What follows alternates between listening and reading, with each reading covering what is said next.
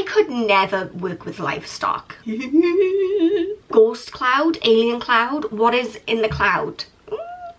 Okay, now I'm scared. Hey friends, it's me, Amy Rebecca, your internet bestie for all things personal development, intentional living and dream chasing, and the girl with the constant congestion issue. Honestly, the scariest thing about this season for me is how terrible my immune system is. I'm puffy and stuffy and gross again, I apologise, but like, I don't know what to do about this. If you have any suggestions for how to get rid of a cold, I'm coming up on 4 weeks with this one right now. I've tried everything I can think of. If you have any recommendations, let me know because I am desperate. Anyway, now would be a good time to go and grab yourself a hot drink, maybe a snack, maybe a blanket to cower under, because today I'm going to be reading you some scary Reddit ghost stories. Shout out to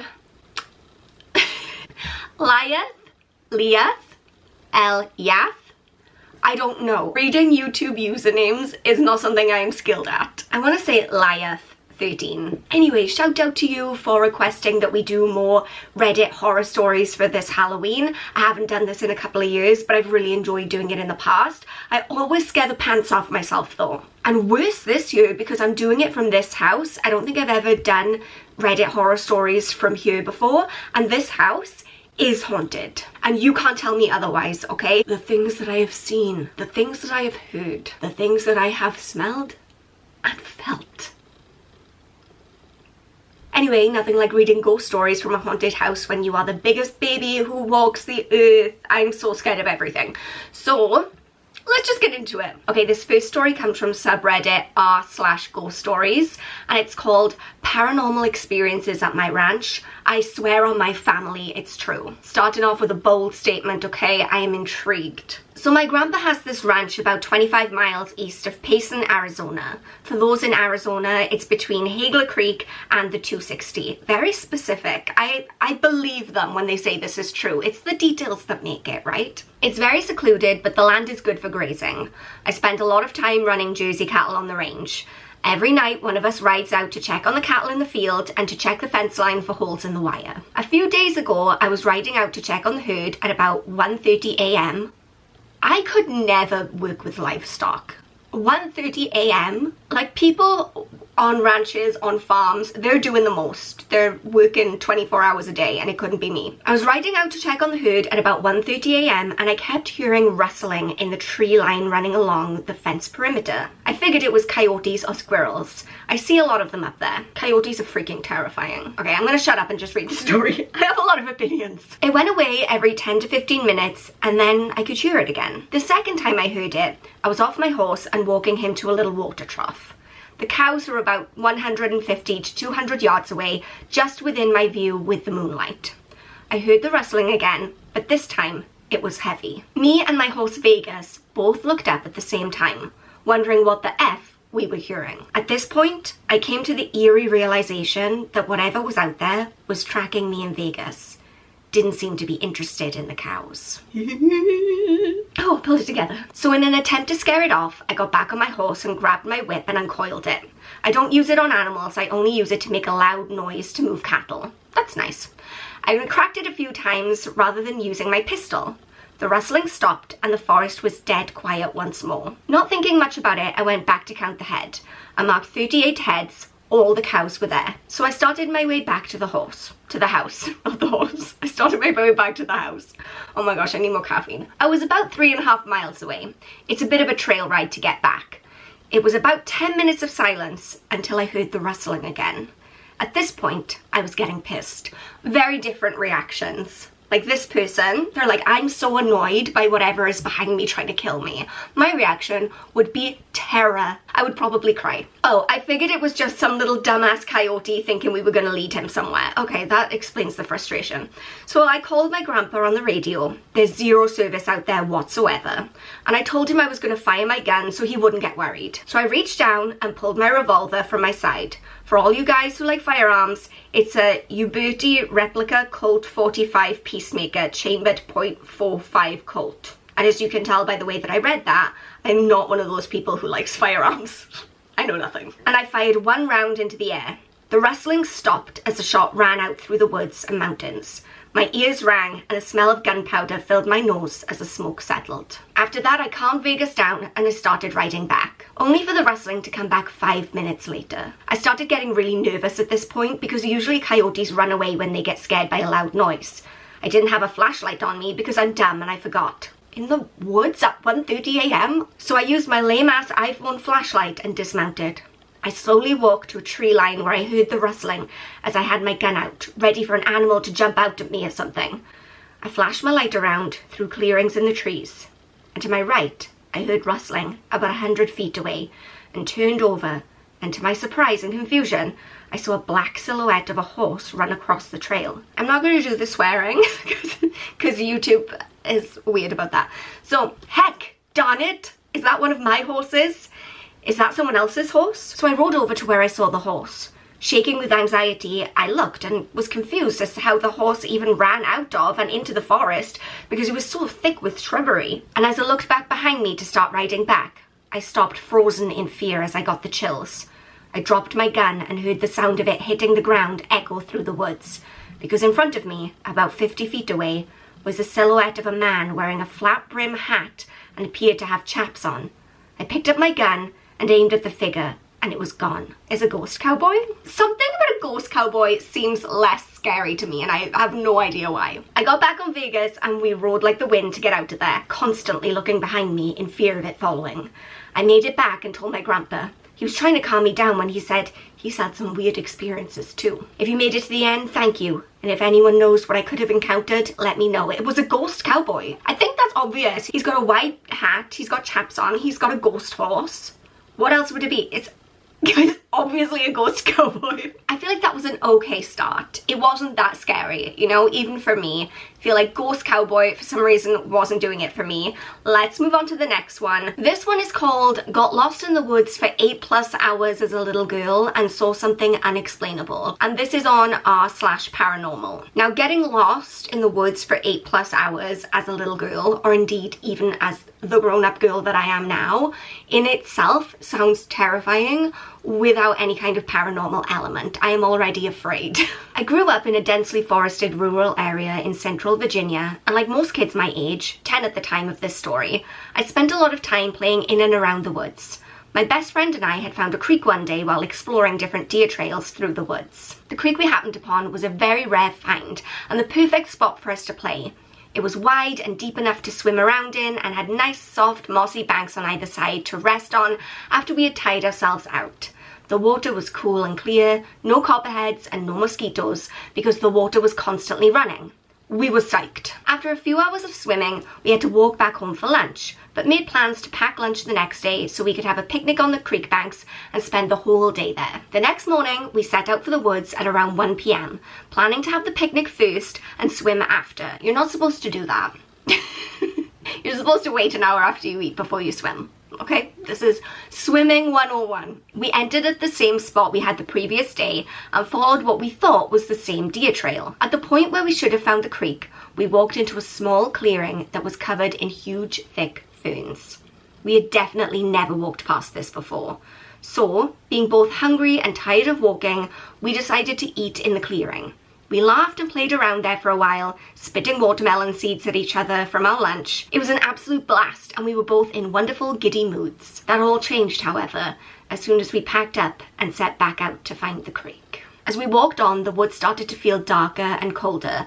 We got skittish, and I noticed my friend kept whipping her head around to look behind us. After about half an hour of walking, we came up on what looked like an entire overgrown bathroom. Sink, toilet and bathtub all sitting arranged together and covered in ivy. It's pretty common to find weird stuff like this in the middle of the woods. Is it? Is it though? I tell you something, I love to walk. I love nature. I like to go for little hikes in the woods. Well, maybe not the woods. I guess it is a proper like walking path where I go. But I can't imagine being like, yeah, a full bathroom with a sink and a toilet normal in the woods. It's not. Maybe it's normal in the woods in America, but I would say not so much here. It's pretty common to find weird stuff like this in the middle of the woods, so we just walked on and made jokes to lighten the mood, calling it Bigfoot's bathroom. I love that. After another hour of walking and not seeing anything we recognized, we started to panic. Instead of trying to reach the creek, we were now just trying to find our way back home or out of the woods at least. I told her we should follow the sun and eventually we would come up on a road or someone's property where we could find help. She insisted on another way and we began yelling at each other out of fear and, let's be honest, little girl bossiness. I told her if she thought she was so right, she could just go her way and we would see who got out first, so we split up. Like, many bad decisions here. Number 1, trying to swim when you've just eaten, not good. Number 2, don't split up in the woods. That's all so far. two bad decisions. Now as an adult, I fully acknowledge that I was being a stubborn brat and also an idiot. Worst possible thing we could have done. Not 10 minutes after splitting up, I began to hear someone walking maybe 100 feet behind me. Thinking it was my friend deciding to go my way after all, I slowed down so she could catch up with me. Instead, whatever it was matched my pace. I slow down, it slows down. I stop, it stops. This went on for hours. The whole time I was going back and forth on whether or not it was in my head or whether there really was something following me. I picked up a big stick, swung it a few times to make sure it was sturdy if I had to hit someone, and trucked on. I would be concerned that it's a bear. Where is this? Central Virginia. If anyone out here is from Virginia, what's your bear situation like? Do you have bears? I would be concerned of bears. As it began to get dark, I came up on something that made my heart sink into my stomach. It was Bigfoot's bathroom.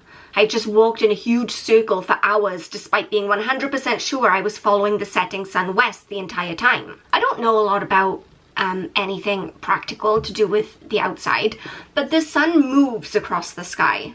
So if you've been following it for hours, is it still... Do you know what I mean? Like, it's not... The sun is not always west. That makes sense to me. Is that right? Is that true? I don't know. I'm not the skilled woodsman. I have no idea. But I don't think that that's how the sun works. Confused and frustrated, I sat down on a log and just screamed my little heart out while smacking my whoop-ass stick repeatedly into the ground. As I tried to collect myself, I heard the footsteps again walking up from behind me. I called out my friend's name as loud as I could. No answer. Then, after a short pause, the steps began to run towards me. I jumped up and booked it as fast as I could in the opposite direction. Now this is the truly horrifying part, which I typically omit while telling people this story. As I was sprinting through the darkening woods, I began to hear what I thought were church bells. I looked up to see the darkest, deepest cloud I have ever seen in my life. In the middle it was so black it was like looking into the night sky, and the dark grey around seemed to be swirling. It gave me a horrible feeling to look at, almost like the nausea you get when you're looking through binoculars for too long.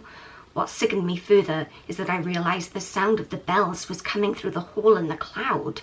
They were deafeningly loud. I mean, really booming out of this thing. When I realised this, I stopped dead in my tracks. I felt a sense of absolute and overwhelming dread that has gone unmatched in all my 24 years on this planet. Something in my head began screaming that if I didn't run away from whatever the hell that cloud was, no one would ever see me again. I would be gone. I did not want to run toward the thing chasing behind me either though, so I made a sharp right and took off away from both.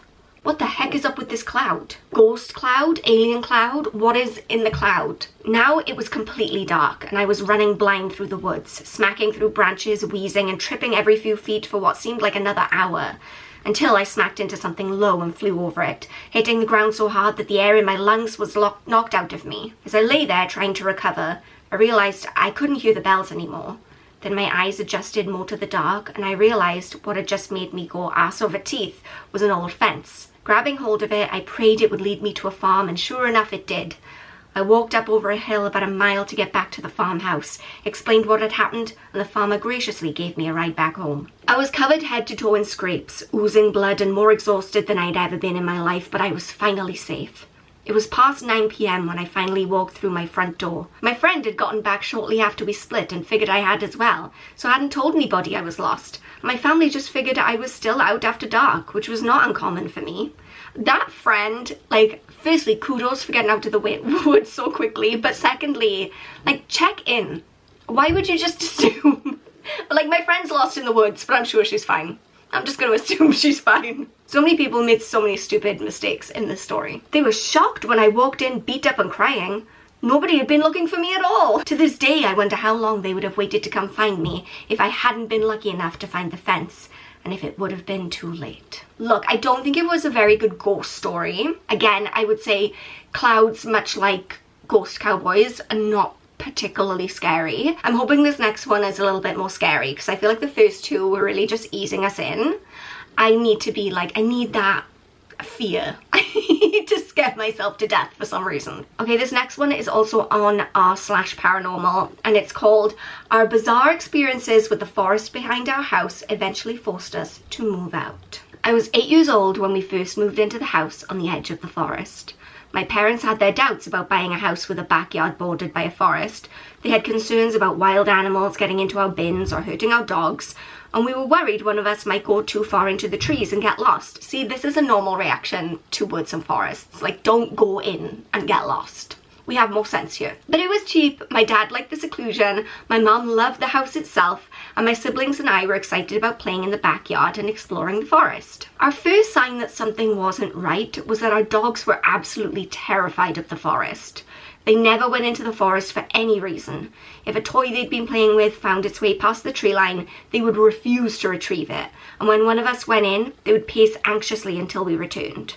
On occasion, we'd notice the dogs staring at a spot in the forest in obvious distress, sometimes growling or barking, but we could never see anything in there. My brother once carried one of the dogs into the trees to show her there was nothing scary about it, but she wriggled out of his grip and sprinted into the house in a panic. I love that determination of being like, well, look, let me just take you and show you you don't need to be scared. If we were in the backyard when it was getting dark, we sometimes heard noises like someone was walking through the forest. Sticks crunching underfoot, branches being pushed aside. If we called out, there was no response. But if we shined a flashlight around, we would occasionally catch a glimpse for just a split second of something that we could swear looked like a person walking around in the dark. My parents quickly banned us from entering the forest at all after dark, and even during the day we weren't allowed to go past the site of the house. This is Forest 101, don't go wandering in. My sister's bedroom window looked out at the backyard and the forest beyond, and she remembers looking out her window one night and seeing a shadowy figure standing right at the edge of the backyard. She says there was something wrong with it, like it wasn't quite standing on the ground, and it was a little too tall to be a person, and it was sort of distorted, and she was convinced it was staring at her. She called our dad, saying there was a man in the yard staring through her window, and when he ran outside to chase off whoever it was, she continued to watch the figure. It didn't move away, but when the light from our dad's flashlight passed over it, it suddenly just wasn't there anymore. Okay, now I'm scared. We regularly heard knocking at the back door at night with no one there.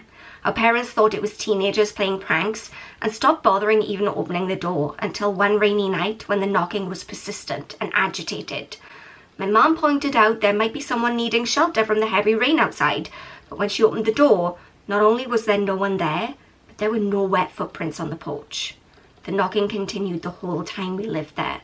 It would happen several times in the span of a few weeks, then stop for months, then start up again. My parents eventually installed security cameras, and there was never anyone at the door. The camera wasn't all useless though. About 3 years into living there, my brother started having night terrors and sleepwalking. When he went sleepwalking, he would always go out the back door and start walking towards the forest. My mum, being a light sleeper, would hear the door open and would run out to get him before he made it to the forest.